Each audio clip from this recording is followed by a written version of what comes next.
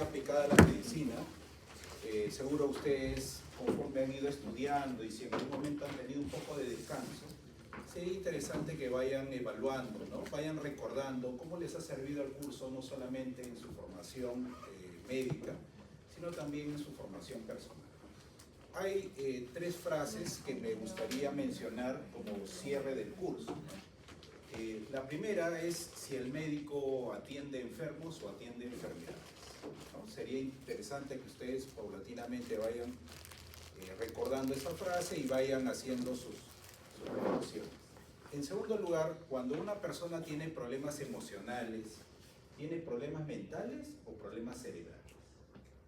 También lo respondí, ¿verdad? Sería interesante que ustedes como médicos vayan haciendo sus reflexiones. Y la última, y la penúltima es, ¿una persona deja de comer cuando está muy llena o cuando está muy vacía? Una persona deja de comer cuando está muy llena o cuando está muy vacía. Y la última es, ¿todos los pacientes que experimentan una situación traumática desarrollan el estrés postraumático? ¿Verdadero o falso? Falso. Falso. ¿Por qué? Depende de la personalidad. ¿Bien? Cuando hablamos de la personalidad, doctores, estamos hablando de la forma de pensar. PC, ¿qué significa? De la forma de sentir, de la forma de dirigir su conducta y de la manera de integrarse con los grupos. Para que exista un desarrollo de la personalidad debe pasar mucho tiempo, ¿no? Es más, la personalidad se va organizando conforme hay las experiencias sociales, pero hay una base biológica de la personalidad. ¿Cómo se llama la parte biológica de la personalidad? La que heredamos de nuestros padres, el temperamento, correcto. Y la máscara con la cual nosotros nos hacemos conocidos se llama el carácter. ¿Ya? El carácter, temperamento es heredado y el carácter es aprendido. Entonces, cuando hablamos que un paciente, que ha estado expuesto a una situación traumática, ojo, las situaciones traumáticas, estoy haciendo repasos permanentes, no son cualquier buenos días, no son cualquier situación que la persona experimente como difícil, ¿no? Como por ejemplo, ver el incendio del día de ayer en San Borja, ¿no? Una paciente me llamó en la noche, 1 de la mañana, porque sentía ansiedad y pensaba que iba a suceder algo en su casa también. Forma parte de un criterio de diagnóstico del trastorno de estrés postraumático. El ver por imágenes televisivas, no es cierto? Correcto. Entonces ya estamos repasando. Bien, entonces estas personas, doctores, las personas que tienen algún tipo de patología, ya en su forma de construir su personalidad ya existen determinadas situaciones de riesgo. ¿Ya? No todas las personas que experimentan un hecho traumático desarrollan el trastorno de estrés postraumático. Pero cuando vemos que la personalidad se adapta, ¿se acuerdan? La personalidad puede ser vista en resultados de dos maneras. Cuando una personalidad es adaptativa, ¿cuál es lo contrario a adaptativo? Cuando la personalidad se desadapta, desadaptativa. Cuando una personalidad tiende a adaptarse, ¿cuál es el principal criterio que está relacionado con los procesos cognitivos? Cuando una persona se adapta, a ver ustedes mismos, a ver, yo les puse incluso un ejemplo que también seguro lo van a recordar, ¿no? Si es un ejercicio, pues obviamente, son 7:20 y en este momento yo les comunico que a las 8 de la mañana tienen que estar en Cantuarias para una reunión urgente de la carrera de medicina. Probablemente haya un grupo de personas que que reclaman con justa razón porque se les avisa pocos minutos antes. ¿Ya? Pero hay otro grupo que ya está afuera y hay otro grupo que ya está tomando un taxi para ir a Cantuarias. ¿Quién es más adaptativo? ¿No? ¿Las personas que se quedaron buscando una explicación o las personas que ya están llegando a Cantuarias? Ya, es decir, la flexibilidad es el la principal característica de una personalidad adaptable, de una personalidad que se desarrolle, de una personalidad que tiene éxito. La personalidad que es inflexible se queda pegado, se queda pegado. Ahora, no quiero decir flexible, inflexible, con que se abuse pues de su nobleza, como decía un personaje, ¿no? Sino que en situaciones estándar, la persona, como ustedes los he escuchado en su argot, digamos, de conversación, ya fue, ¿no? Es decir, yo entiendo que usted dice ya fue cuando ya no hay nada más que hacer y se pasa a la siguiente acción. En cambio, las personalidades desadaptativas son lo contrario a flexibilidad. ¿Cuál es lo contrario? Inflexibilidad. Es decir, que sus patrones de pensamiento, la manera como ven la vida, es una sola. No hay forma de cambiarla. Entonces, nuestro mundo, nuestra vida es cambiante. Pero la inflexibilidad y la flexibilidad también tienen que ver con normas. Porque la pregunta es, ¿qué es flexible, qué es inflexible, ¿no? Por ejemplo, una persona puede hacer lo que desea en un transporte urbano. No, doctores, porque hay normas de convivencia. Entonces, el día de hoy vamos a terminar hablando de la importancia de la personalidad en un grupo de pacientes, vamos a llamarle así, que tienen conductas desadaptativas porque ponen en peligro la salud y la vida de otras personas, que no tienen la concepción del otro. Entonces, en su mente no existe el otro, solamente existe él o ella. Entonces, estas personas que generalmente tienen un trastorno, que lo vamos a ver el día de hoy, que se llaman parafilias, como el froteurismo y el exhibicionismo, son parte de las disfunciones sexuales. Pero no solamente el tema del acoso sexual tiene que ver con necesariamente parafilias, sino que la actividad sexual, desde el punto de vista de la salud mental, ha sido estudiada de muchas formas. Incluso se ha visto que la calidad de vida laboral tiene relación con el desempeño sexual. Es decir, cuando hablamos de sexualidad, doctores, estamos hablando de personalidad. La sexualidad no es una conducta sexual. La sexualidad es la construcción de una persona que biológicamente es hombre, pero de repente en la construcción social no se siente varón o no se siente mujer.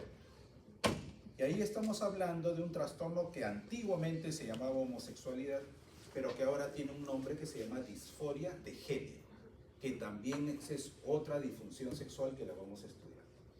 Finalmente, los pacientes consultan a los médicos y luego a los psicólogos sobre el desempeño sexual, ¿no?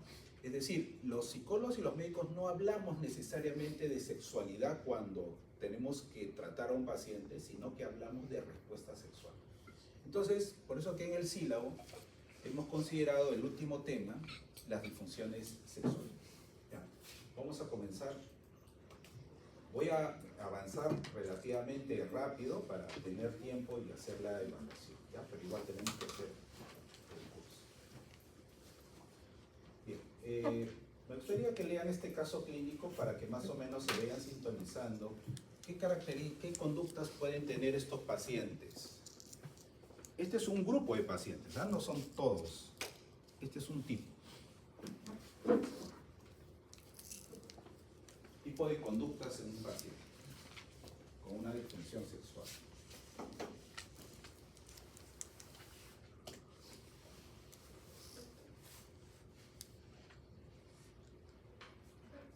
¿Sí? Oh, perdón. Ya.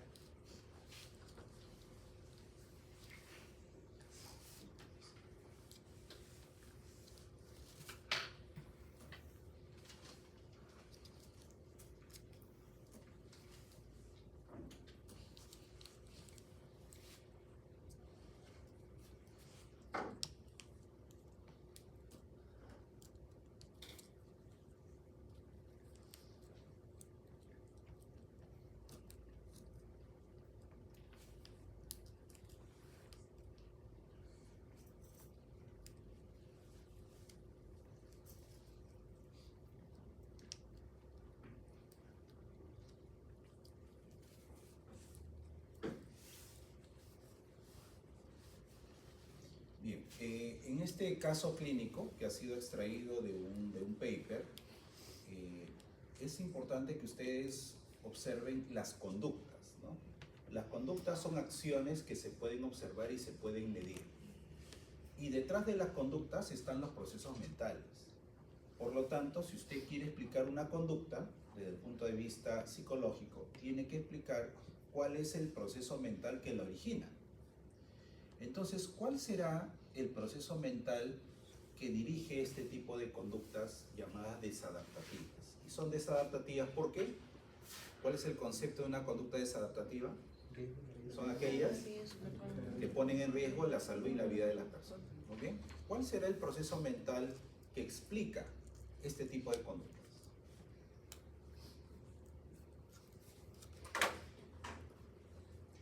¿Cuáles pueden ser los procesos mentales que explican estas conductas desadaptativas? Volitivo, podría ser, sí. Otra, cognitivo, afectivo emocional. ¿Okay? Si nosotros seguimos leyendo varias veces el caso, nos vamos preguntando por qué esta persona tiene estas conductas, ¿no? Y tendríamos que ubicarla efectivamente, probablemente en la manera como ve. Por ejemplo, muchos pacientes parafílicos, porque aquí hay muchas respuestas de una parafilia. Las parafilias son respuestas aberrantes, conductas aberrantes que la persona realiza para obtener un fin. El fin del paciente parafílico no es tener una relación sexual. El fin de un paciente parafílico es lograr excitación sexual y nada más. Y la respuesta sexual no es excitación. La respuesta sexual es deseo, excitación y orgasmo, como lo vamos a ver más adelante. Entonces, el día de hoy vamos a explicar qué está detrás de las disfunciones sexuales. Entonces, este es el caso que ahora lo estamos viendo y luego lo vamos a resolver al final. Comencemos hablando, doctores, que para hablar de una disfunción sexual, vamos a hablar primero de sexualidad. Porque tenemos que ver el bosque y después los árboles. Cuando hablamos de sexualidad, estamos hablando de diferentes aspectos. Estamos hablando de la reproducción, estamos hablando del erotismo, que es el placer, estamos hablando del rol de género, del sentirse hombre, sentirse mujer, y finalmente todo eso integrado en una relación sexual. Desde el punto de vista biológico, quisimos investigar cuál es el concepto general que tiene la Organización Mundial de la Salud, y lo que encontramos es que la Organización Mundial de la Salud no habla de sexualidad, sino habla de salud sexual. Entonces, la actividad sexual, las experiencias sexuales, doctores, son experiencias de vida, son experiencias vitales, ¿no? Hay muchos estudios que hablan de la relación entre las conductas sexuales y la salud física, ¿no? Algunos teóricos incluso han hecho métricas y consideran que la actividad sexual es sinónimo de subir y bajar escaleras, ¿no? Como una respuesta fisiológica, pero también tiene que ver con una experiencia subjetiva, ¿no? Una experiencia subjetiva significa que el placer sexual está relacionado con el afecto, no con un mecanismo simplemente. Bien, entonces, la Organización Mundial de la Salud dice, no señores, miren, yo no me voy a meter en problemas. Nosotros hablamos de salud sexual, ¿ya? Entonces ahí está el primer punto que ustedes como médicos deben considerar, porque el tema de sexualidad es tan amplio. Pero dicen, miren, yo ya más o menos tengo una idea de la sexualidad, porque ahora vamos a explicar el factor psicosocial. Pero en nuestra práctica clínica vamos a hablar de salud sexual. Pero salud sexual, para algunas personas, es una relación sexual. Pero para la Organización Mundial de la Salud dice no. La salud sexual tiene que ver con experiencias sexuales. ¿Cuál es la diferencia? Que la relación sexual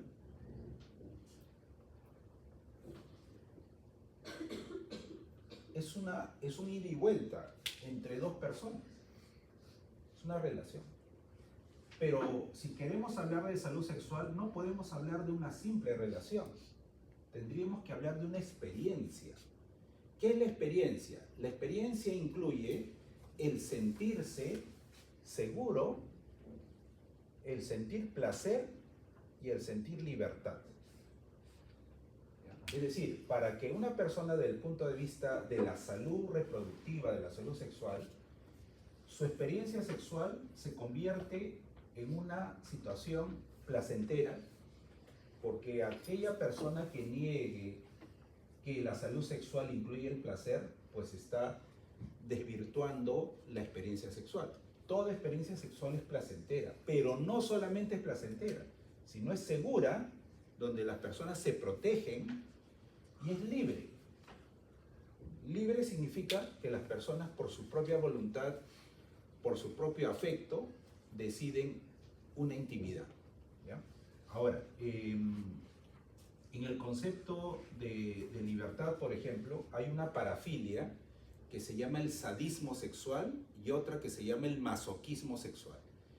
En estas patologías, el paciente masoquista sexual es un paciente que siente excitación, no placer, excitación, cuando es golpeado, cuando es atormentado, ¿no? Mientras que el sádico sexual es la persona que logra excitación sexual provocando sufrimiento y dolor a otra persona. Entonces, en ese caso, no hay libertad, porque es coercitivo. Ustedes dirían, no, pero de repente en la pareja se aceptan, o sea, hay una conveniencia entre los dos. Bueno, lo que sucede es que no sería una experiencia sexual libre. Salud. ¿Ya?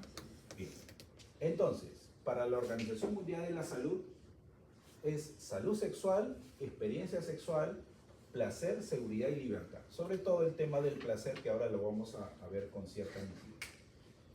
¿De dónde salen todo el marco teórico sobre la respuesta sexual?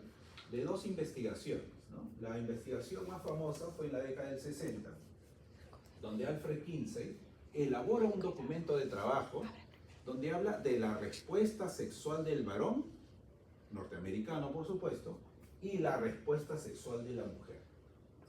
Fueron las primeras publicaciones que luego fueron tomadas por Master y Johnson, llevadas al laboratorio, y son ellos a los cuales les agradecemos, porque si nosotros quisiéramos ver la salud sexual, ellos nos dicen, ojo, ¿sí? Esto está bien, pero para aspectos clínicos, lo que va a marcar el diagnóstico es cómo es la respuesta sexual.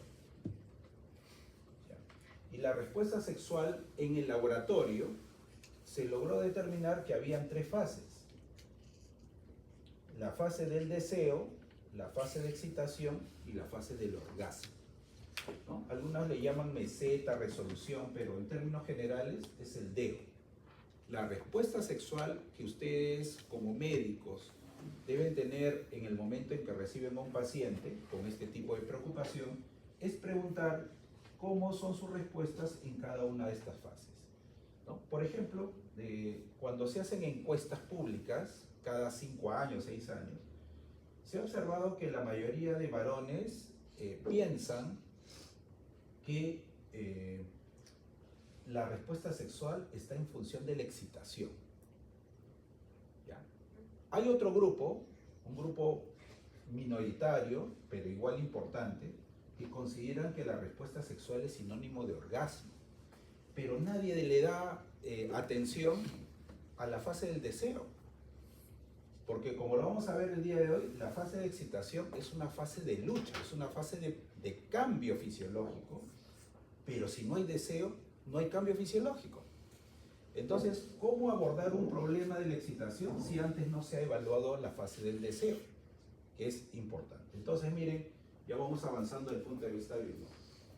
Desde el punto de vista social, ahí sí debemos tener muchas precisiones, porque la sexualidad, doctores, es parte del desarrollo de la personalidad y la personalidad se construye socialmente, en base a experiencias. Por eso que hablar de experiencias sexuales es bastante oportuno, porque estamos hablando de evaluaciones que se tienen de permanentes acercamientos, ¿no? Es ahí como la persona va teniendo más o menos una idea de cómo es su respuesta sexual.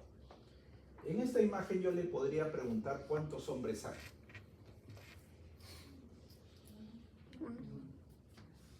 ¿Y cuántos varones hay?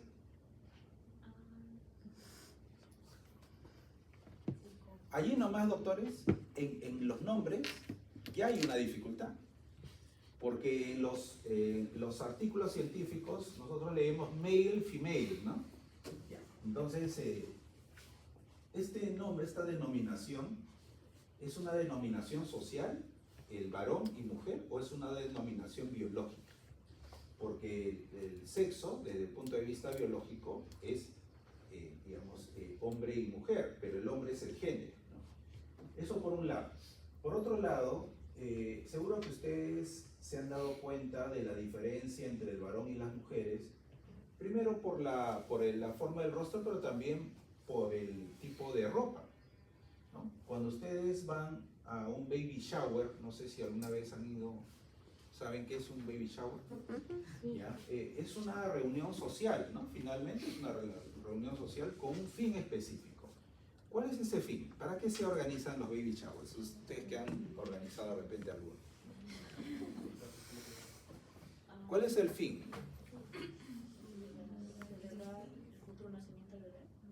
Ya, celebrar el futuro nacimiento. Ya, ¿y cómo se celebraría en términos conductuales? ¿Cómo sabemos que estamos celebrando? Bueno, yo he ido a uno acompañando, o sea, a mi esposa a veces y está un poquito aburrido. Entonces decía, oye, vamos a comprar algo, ya, pero ¿qué vamos a comprar? Sí, vamos a comprar ropa, ¿de qué color? Rosado, porque va a ser mujer. Y efectivamente íbamos a la celebración y ahí veíamos pañales, entonces ya se sabía el sexo del niño. Entonces yo me preguntaba el rosado, cuando no se sabía era amarillo blanco, ¿no? Y cuando es una nena, digamos, o un varón, azul, etc. Entonces este tema de los colores es una invención cultural, ¿no? Ustedes han visto que en Europa hay personas, varones, que visten ternos de color rosado, fucsia, ¿no? Entonces, el tema de la adscripción, es decir, no, tienes que comportarte de esta manera. Incluso conocí a un grupo, en un taller, un grupo de chicas decía que no le gustaría que otra chica estudie en su colegio porque las monjas no dejaban usar buzo.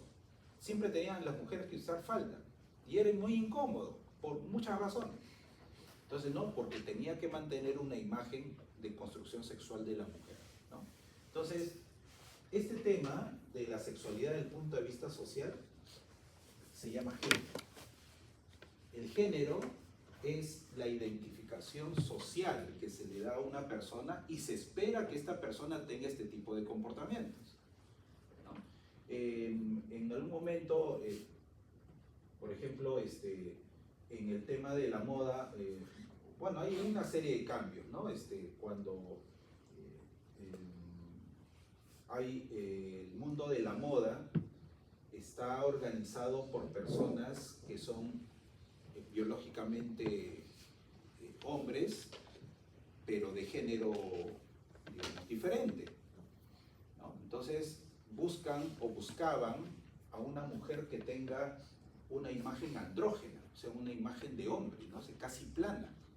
Entonces ese era más o menos el mundo a partir de un problema, a partir de una forma de percibir su sexo, ¿no? En este caso el género.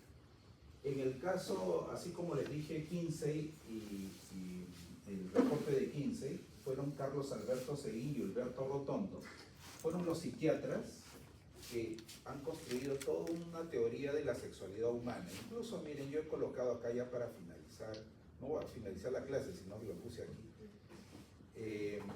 El doctor Seguín fue fue casi fundador del departamento de psiquiatría del Hospital Almenara, y cuando estaba yo haciendo un internado, pero en el Arco Herrera, fui para una pasantía, escuché y cité parte de su libro, ¿no? Él le decía a sus residentes en medicina, decía, para explorar adecuadamente la vida sexual de sus pacientes, usted, así le decía, debe tener una benevolente comprensión amistosa y segura, ya que si hay inseguridad de parte suya, falsa vergüenza, curiosidad malsana, picardía o interés extramédico, el paciente no podrá expresarse de forma natural y sincera. Es decir, el tema de la sexualidad, doctores, es un tema que no solamente incluye el aspecto biológico, sino también el aspecto sexual. Bien, ahora, ya sabemos cuáles son las dos propuestas desde el punto de vista de la sexualidad, la propuesta biológica y la propuesta social. Antes de entrar a las disfunciones, es interesante que ustedes vean, analicen, discutan, critiquen estas 4 funciones de la sexualidad, que son importantes porque en cada una de ellas hay una patología o puede haber una disfunción. No dudamos que la función principal de la sexualidad es una función reproductiva. Sin embargo, ¿qué sucede, o qué se dice, qué se habla cuando una pareja tiene 3 o 4 años de casados y no tiene hijos? ¿Qué se dice socialmente? ¿De qué se habla? Que no pueden tener hijos, ¿verdad? Bueno, pero hay parejas que deciden no tenerlo y tienen una mascota. Paradójicamente, miren, tienen fertilidad, o sea, no quieren tener un hijo, pero tienen una mascota. Y hay comunidades donde no hay mascotas, sino hay robots. Hay personas que tienen estas características, pero no es porque tengan una dificultad reproductiva. En segundo lugar, si dicen que no pueden tener hijos, ¿a quién dirigen su atención? ¿Al hombre o a la mujer? Y ha aumentado la esterilidad en varones, doctores. ¿Por qué? Por el consumo temprano de psicoactivos. ¿Ya? Así es que hablar de la parte reproductiva incluye también algunos riesgos. No podemos discutir, ¿ya?, que la actividad sexual, la experiencia sexual es una experiencia placentera, doctores. Esa es parte de la naturaleza de la sexualidad. Y cuando hablamos de placer, tenemos que darle nombre, porque placer es sinónimo de erotismo, erotismo es sinónimo de placer, pero placer en el cuerpo. Y si hablamos de placer en el cuerpo, tenemos que ser conscientes, las personas, que como parte del desarrollo de la personalidad, tener un autoconocimiento de cuáles son las zonas erógenas. Las zonas erógenas son las zonas de placer en el cuerpo. Y el descubrir las zonas erógenas no es una acción, vamos a llamarle así, social, sino es una acción biológica. Los niños exploran sus zonas erógenas, ¿no? Este tipo de centrar el placer sexual en determinadas partes del cuerpo ha sido estudiado incluso por el psicoanálisis, donde se habla de un proceso de desarrollo psicosexual, ¿no? Psicosexual. Y lo psicosexual está relacionado con un término que se llama la libido. ¿Y qué es la libido? Cuando se concentra en determinadas partes del cuerpo, desarrolla lo que nosotros vamos a llamar más adelante una madurez sexual. Por ejemplo, la primera fuente de placer en el niño es la zona oral. Esa es la primera fase, digamos, la primera zona de placer en el niño. Luego, la zona anal, y luego la zona fálica, o la zona de los genitales ya posteriormente. Incluso lo que estoy colocando aquí son áreas críticas. ¿Se acuerdan cuando hablábamos de la adolescencia y decimos que toda crisis, para solucionarse, necesita 2 fuerzas? ¿Se acuerdan cuáles eran esas fuerzas? Las fuerzas que te dejan pegado y las fuerzas que te hacen evolucionar, las fuerzas sintónicas y las fuerzas distónicas, ¿verdad? Muy bien. Cuando los niños se quedan pegados en una fase, que estar pegado significa que no resuelve la crisis y por lo tanto no puede pasar, desarrolla una personalidad particular que incluso algunos psicoanalistas le han dado alguna denominación clínica. Por ejemplo, las personas que se quedaron pegadas en la fase oral son personas que desarrollan la adicción a sustancias, o sea, principalmente el alcoholismo. Los tacaños, no sé si han escuchado hablar de las personas que les cuesta desprenderse de algo personal, tendrían su zona crítica, es decir, no salieron de la etapa anal, ¿no? La anal retentiva, o sea, el niño que juega con sus heces para no perderla, ¿no? Entonces, cuando hablamos del placer, doctores, el placer es parte de la actividad sexual, de la experiencia sexual, Y toda experiencia sexual que no tenga placer va a generar conflicto, igual que acá.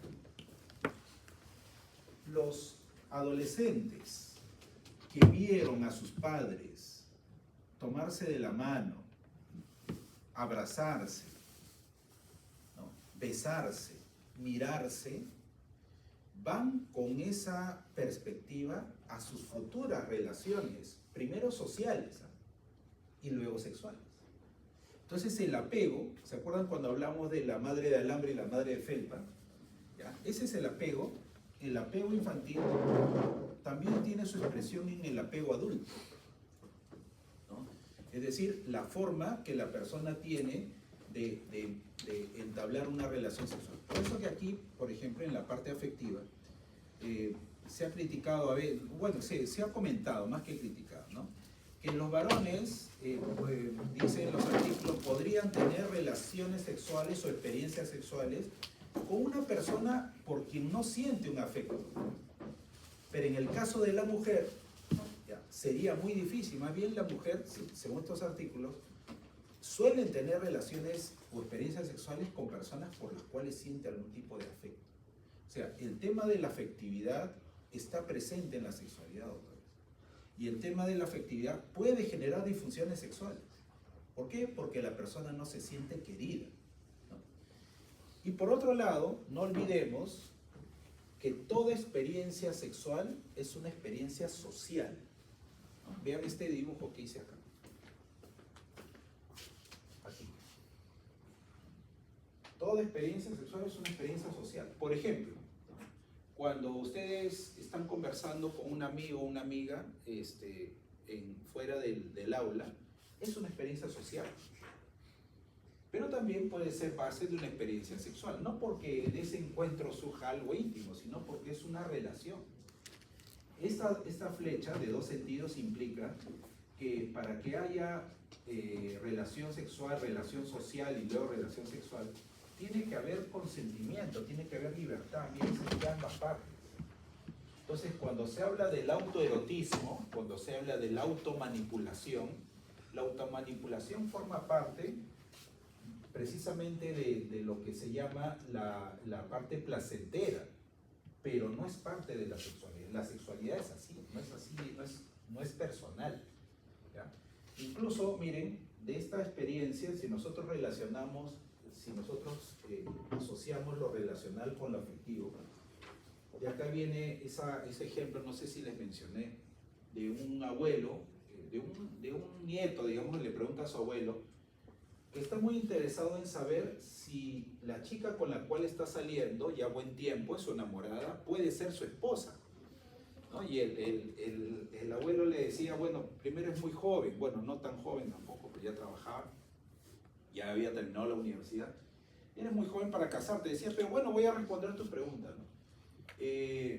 Salgan a algún lugar y tomen un taxi, ¿no? Entonces, cuando ya vayan a subir al taxi, primero que suba ella, que le abre la puerta, ella sube, se sienta, cierra la puerta, no te vayas a ir, ¿no?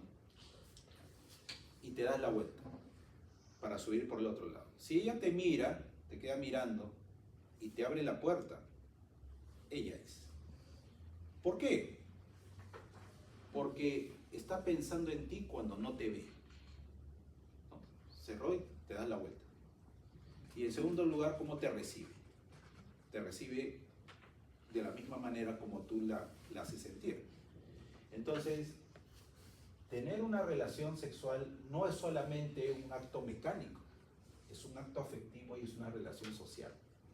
Entonces, por eso los enamorados a veces comienzan siendo amigos, ¿no? Se conocen bastante. Y de hecho, que el conocerse bastante forma parte del diálogo. Cuando usted en algún momento, para su vida futura o actual, depende de usted, pues, ¿no?, converse bastante con una persona con la cual tienen un interés y son enamorados y conversan bastante, ese es un buen signo. Porque la comunicación trasciende el tema de la relación sexual, ¿no? Las experiencias comunicacionales no solamente nos llevan a una relación íntima, sino que es construir una relación. ¿no? A veces en las terapias hay personas que dicen, no, mejor voy a cortar la relación porque ya la otra persona se está construyendo toda una idea. No es que se está construyendo una idea, usted está haciendo que la persona construya una experiencia juntos. Entonces tiene que ser muy cauto porque la actividad sexual no es solamente mecánica, hay todo un trasfondo relacional y un trastorno afectivo. ¿Ya? Bien, ahí termino, si no me voy a demorar más. Bien, ahora que ya sabemos las funciones de la sexualidad, ya comenzamos con el tema de la disfunción. ¿Ya? A ver, doctor, cuando hablamos de disfunción sexual, vamos a usar este artículo, pero con una observación. No es que la disfunción sexual sea femenina solamente, hay disfunción sexual masculina, pero aquí en este paper está la mejor definición. La disfunción sexual se define como un trastorno en la fase del deseo, excitación y orgasmo y dolor. Entonces, a esta fórmula del DEO le vamos a sumar, le vamos a poner aquí un paréntesis, porque esta es parte de la respuesta sexual.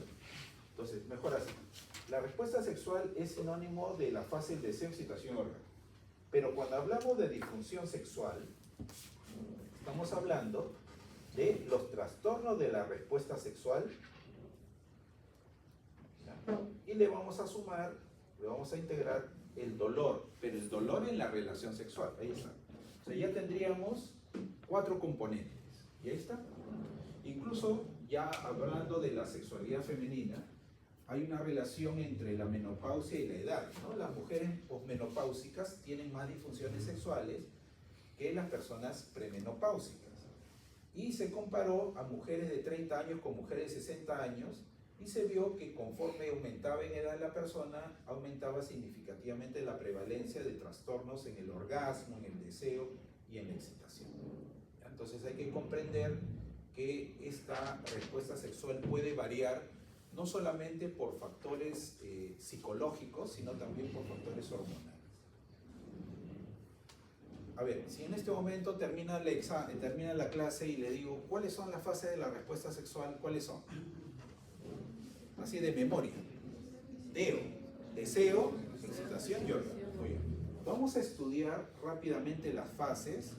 Si ustedes comprenden bien la fase natural, y eso sirve como parte de una educación sexual, por supuesto, vamos a comprender por qué se originan las disfunciones. ¿Ya? Bien, yo les decía, si vemos aquí la fórmula, el DEO, deseo, excitación y orgasmo, que los pacientes pueden ir a la consulta médica porque no experimentan orgasmo. ¿Ya? Entonces, ¿qué tendríamos que preguntar? Por la fase inmediata anterior, por la excitación. Entonces los pacientes también pueden ir porque tienen dificultad para excitarse en una relación sexual. ¿Y qué hacemos?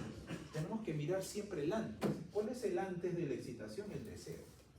El deseo, doctores, es una etapa necesaria en toda experiencia sexual, si hablamos de salud, ¿no? ¿Por qué, doctores? Porque cuando hablamos del deseo, estamos hablando de una fase de apetito, o sea, una fase de carencia. O sea, deseo es sinónimo de carencia.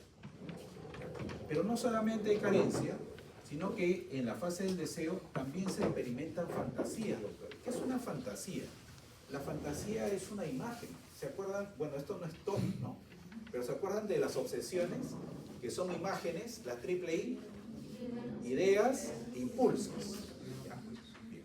En el caso del deseo, también hay ideas, hay fantasías.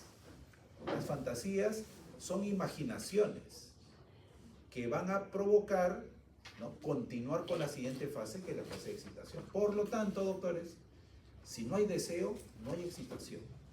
Ahora, esta fase del deseo, ¿qué origina? Origina una urgencia. Esa sensación de urgencia genera búsqueda. Y en esa búsqueda pueden ocurrir 2 cosas. Que la persona busque y que la otra persona sea receptiva. ¿Ya? O sea, tienen que darse, porque es una relación, digamos, de 2, ¿verdad? Entonces, aquí tiene que mostrarse, o sea, hay una búsqueda, esa es una de las partes, y la otra parte, mostrarse receptivo. Entonces, si vemos esta gráfica, búsqueda y recepción, búsqueda o recepción, porque la búsqueda no tiene que ver con patrones culturales, porque a veces en los patrones culturales está el problema, ¿no?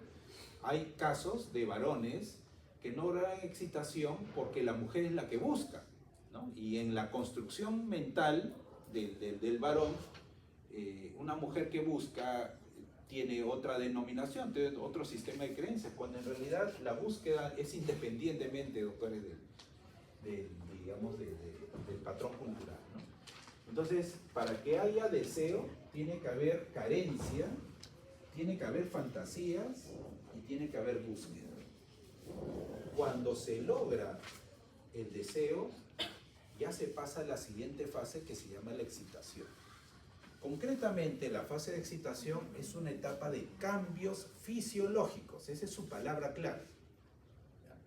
Cuando se habla cuando ustedes traten a pacientes que tienen algún problema, vienen por un problema orgásmico, siempre evalúe qué pasa en la excitación. La excitación son cambios fisiológicos, incluso que van a generar respuestas diferentes a las encontradas en los genitales, ¿no? Por ejemplo, hay hipertensión, taquicardia, hiperventilación. Incluso se han encontrado en experimentos de laboratorio que las personas cambian de color en la piel, ¿no? Sobre todo en la parte del tórax y en la espalda.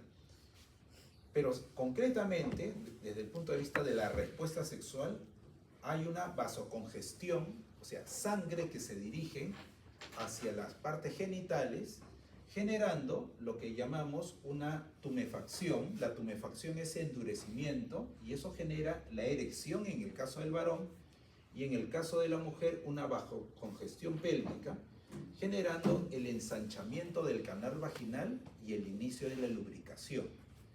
Esos son los dos componentes, digamos, las dos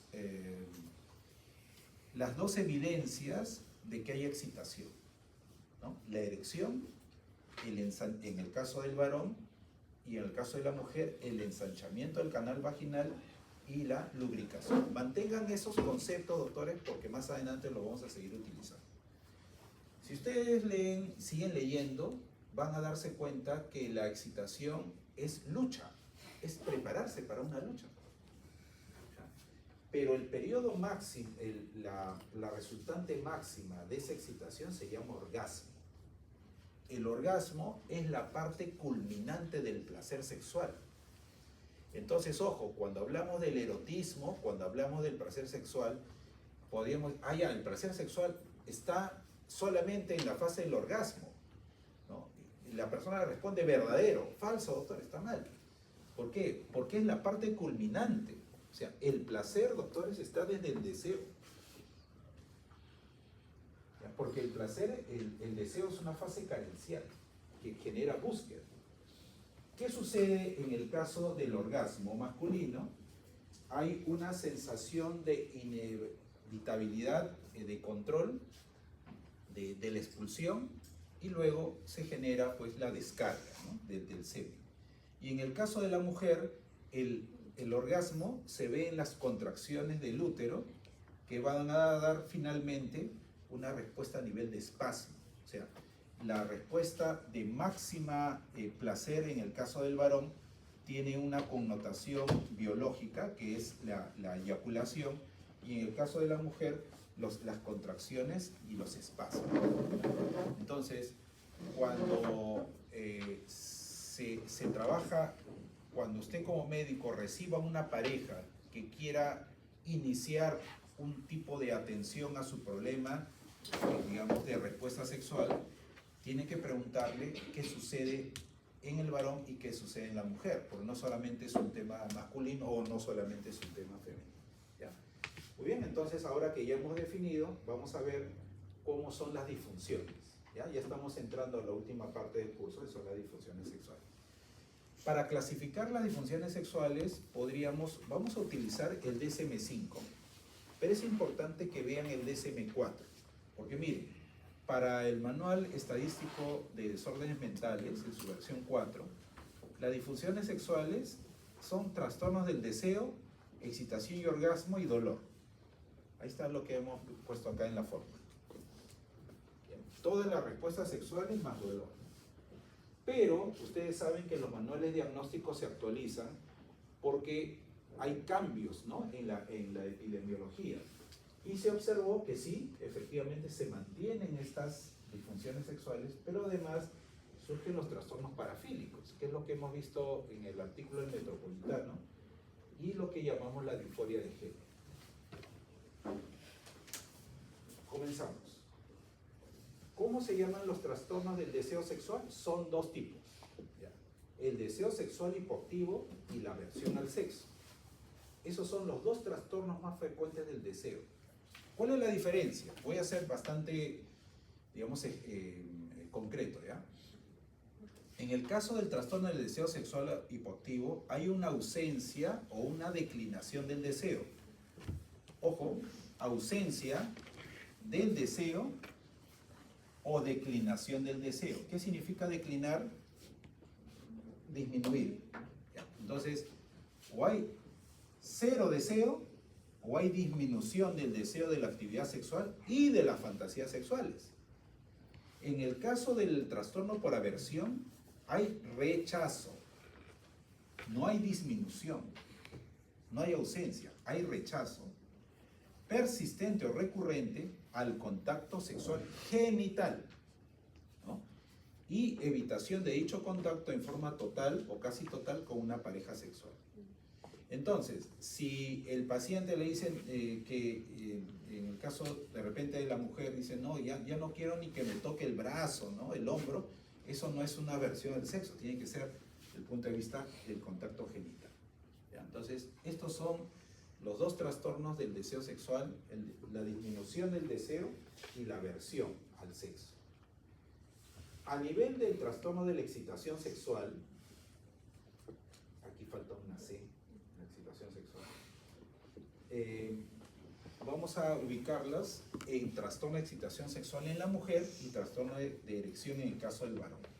¿Se acuerdan? Hace un momento dijimos que la excitación son cambios fisiológicos que generan en el varón la erección y en el caso de la mujer el ensanchamiento del canal vaginal y la lubricación vaginal. Entonces, cuando hablamos de trastorno de la excitación, en la mujer hablamos de la incapacidad recurrente o persistente para obtener o mantener la respuesta de lubricación vaginal hasta el final del acto sexual. Es decir, trastorno de excitación en la mujer tiene que ver con la lubricación vaginal y en el caso del varón tiene que ver con la erección, pero es una erección en todo el acto sexual. ¿Ya? A veces los pacientes consultan en el tema de erección, por ejemplo, en el caso de la erección retardada, ¿no? Y allí lo que hay que ver es, primero, si es recurrente o persistente, porque a veces el paciente va y, bueno, podríamos tener casos de pacientes que tienen varias parejas sexuales, pero el paciente consulta por la pareja sexual, digamos, del momento, no sé, que puede ser una relación que el paciente lo asume como permanente de repente, ¿no? Entonces ahí, ¿qué sucede? Que el paciente consulta que la erección es disminuida con esa persona, pero con otra persona no. Entonces no habría un trastorno de erección. Entonces, sería un trastorno que habría que investigar por qué se da, ¿no? Ahora, miren, en el caso, hemos hablado que el orgasmo es la etapa culminante del placer. Por lo tanto, si no hay excitación, ¿podrá haber orgasmo? No. Entonces, en la siguiente diapositiva, vamos a ver que los trastornos orgásmicos masculino y femenino son los mismos. Pero pero se le agrega la eyaculación precoz.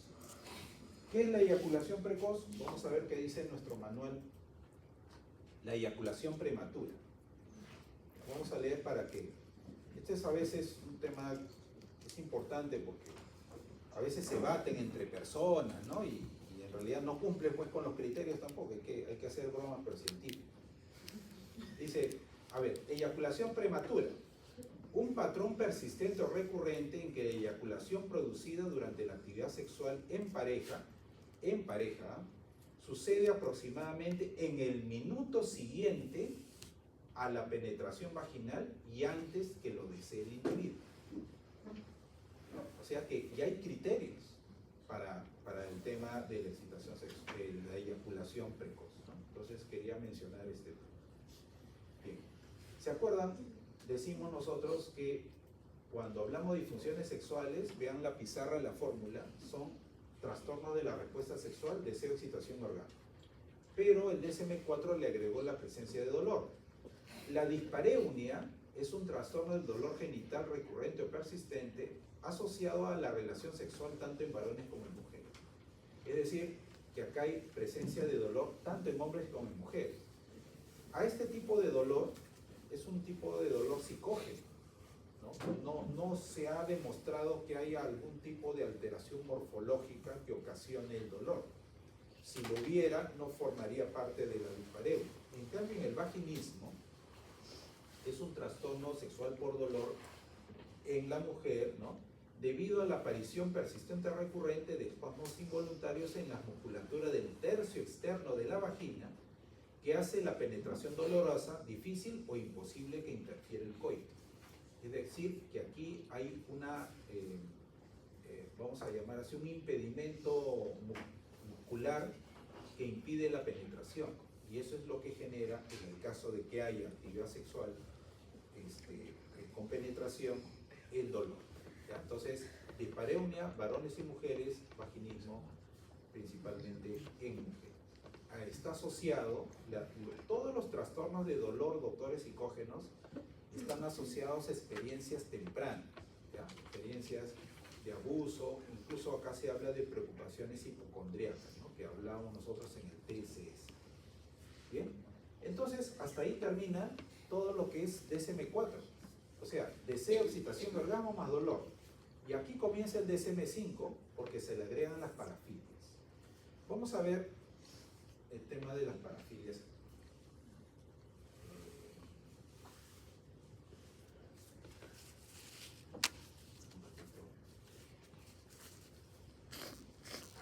Es la última lectura que van a leer ustedes para el examen. Se llaman trastornos parafílicos. Y vamos a ver qué se dice de este tipo de trastornos. Vamos a ver la epidemiología. ¿Para qué está la epidemiología? Ya, dice, la epidemiología de los trastornos parafílicos es incierta. En la actualidad se plantea que al menos un acto parafílico es común en la vida de hombres y mujeres. En Canadá, los trastornos más frecuentes reportados en escenarios forenses son la pedofilia, el sadismo sexual, el exhibicionismo y voyeurismo. Una investigación efectuada en La Habana con 30 pacientes que solicitan atención ambulatoria se obtiene como las más frecuentes los trastornos de froteurismo, exhibicionismo y voyeurismo. ¿Ya?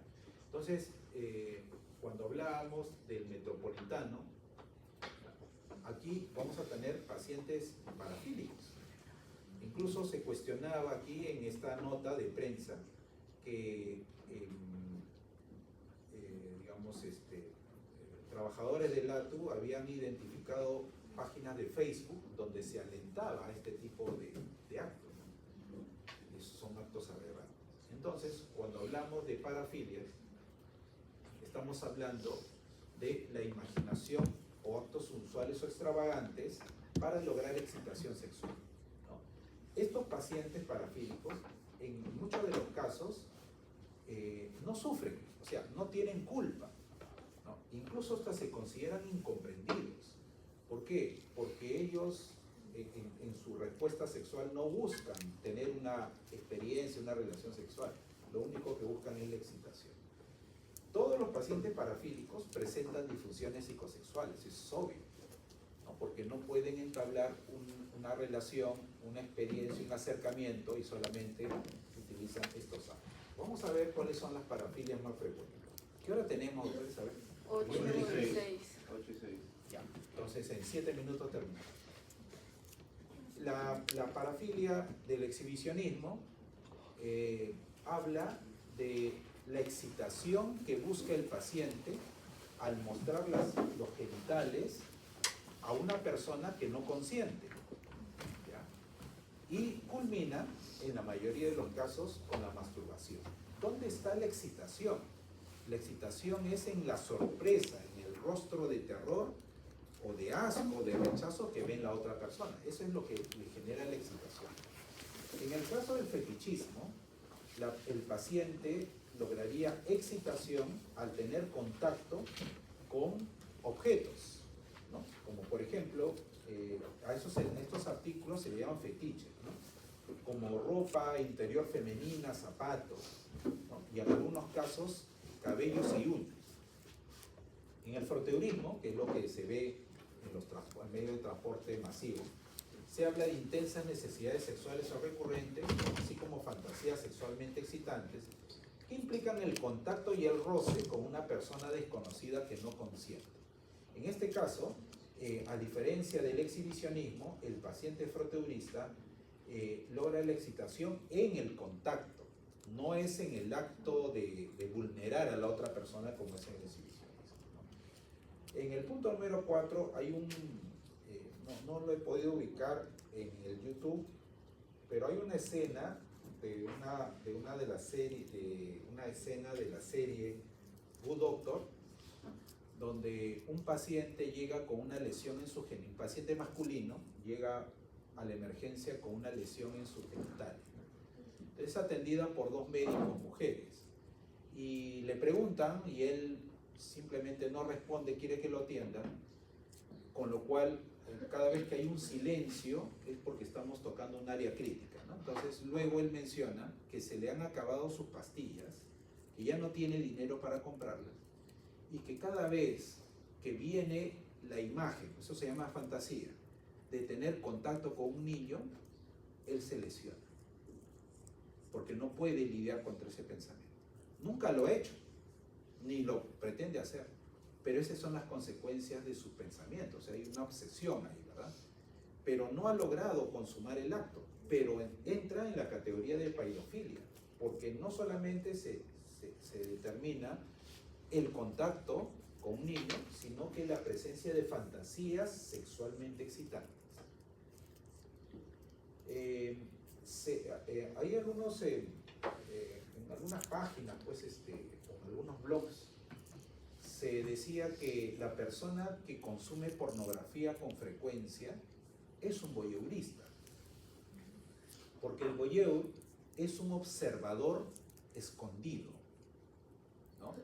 Que logra excitación viendo a personas desnudas o a personas teniendo un acto sexual, seguido muchas veces de la masturbación. ¿Bien? Entonces, tenemos acá el exhibicionismo, fetichismo, froteurismo, paidofilia, voyeurismo, y terminamos con estas 2 parafilias que son el masoquismo sexual y el sadismo sexual. En el primer caso, el paciente, para lograr excitación, necesita ser golpeado, humillado.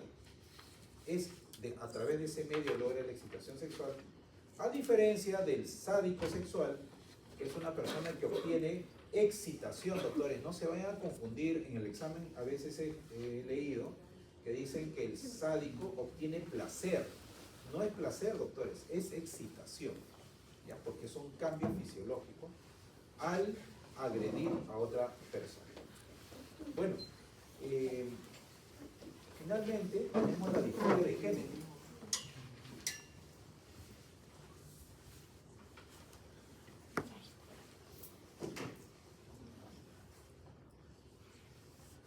Un caso en Lima, bueno, no fue en Lima, fue en la región San Martín, de un paciente masculino que se había operado de sus genitales, o sea, para parecerse al cuerpo de una mujer. Y cuenta que después de algún tiempo salió con amigas y producto de esa salida hubo un acercamiento íntimo con una de ellas. Y en el momento más íntimo, él siente la excitación sexual, pero no tenía el miembro masculino, generando humillación, o sea, siendo humillado por su pareja sexual en ese momento. A partir de esa situación, él hizo un conjunto de trámites, ¿no?, para que se le devuelva, se reimplante el miembro amputado. Con lo cual, ya para terminar esta clase, mencionamos que el tema de la sexualidad del coito no es fisiológico, es mental. Porque incluso las personas, los violadores, ¿no?, podrían tener como objeto de agresión no el pene, sino la mano o otro objeto. Porque el tema no es corporal, el tema es mental. La agresión sexual es una detonación mental. Entonces estos pacientes tienen problemas en su estructura de la personalidad. En el caso de la disforia de género, doctores, vamos a leer el manual.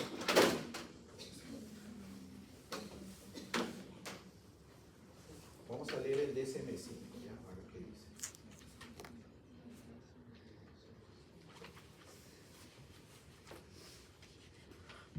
Sobre la disforia de género. Ahí está. Miren, hay todo un capítulo del DSM-5 sobre disforia de género. Vamos a leer juntos. Este es el criterio de niños y acá está adolescentes y adultos. Ahí está. Dice, miren, doctores, miren y escuchen, ¿no?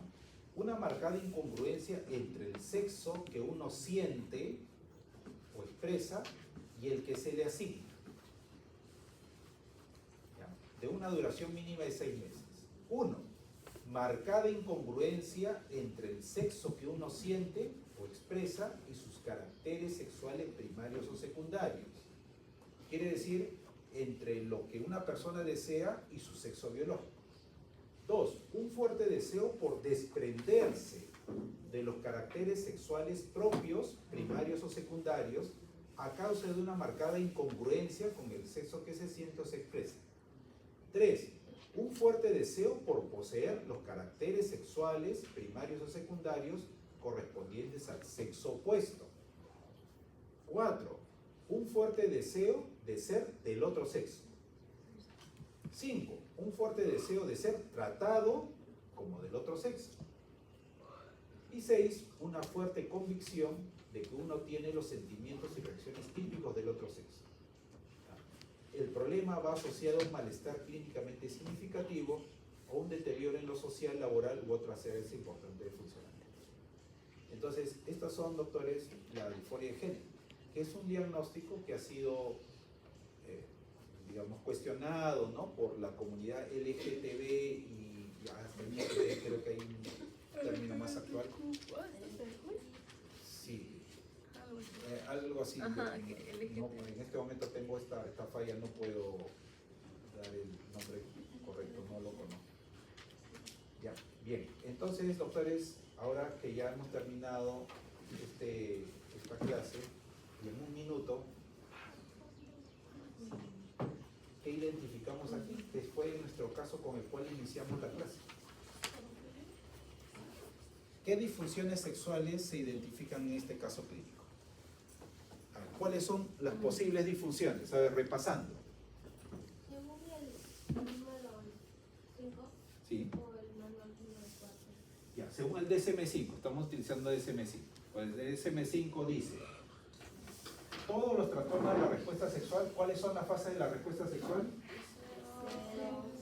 Excitación y orgasmo. Mira. Se le suma, ¿qué más? Se le suma dolor. Ya. Ese es DSM-4. Y el DSM-5 es todo lo anterior, ¿y qué se le suma? Las parafilias más la disforia de género. Ya, ahí está. Muy bien, a ver, entonces este trastorno, estas conductas que estamos viendo en el paciente, ¿a cuál de las disfunciones sexuales corresponde? Tiene parafilia. Parafilia. Muy bien, a ver, menciónenlas, ¿cuáles? Una está el fetichismo, porque menciona el atraído por la ropa. Ya. El voyeurismo, al inicio lo menciona. Exhibicionismo, cuando menciona después el bus. Ya, bien. Después con su pareja, ¿qué ocurre? Tiene masoquismo. Masoquismo, sadismo. Claro, porque es el paciente el que experimenta excitación, no placer, al ver sufrir, al provocar sufrimiento a la pareja, ¿no? Bien. Ahora, ustedes ven en la última parte que hay situaciones de vulnerabilidad temprana, ¿no?, en la niñez. Y Y efectivamente, estos pacientes que muchas veces hacemos la pregunta, si usted atendería a este paciente, ¿no? ¿Usted lo atiende o lo denuncia? ¿No? Porque es un tema, digamos, de la personalidad desadaptativa que genera problemas en las otras personas. Lo que hicieron estas dos doctoras cuando atendieron a este paciente que tenía lesión en sus genitales fue derivarlo al psiquiatra, pero antes hicieron la denuncia a la policía. Estamos hablando de una serie, pero imaginemos que esto es un procedimiento.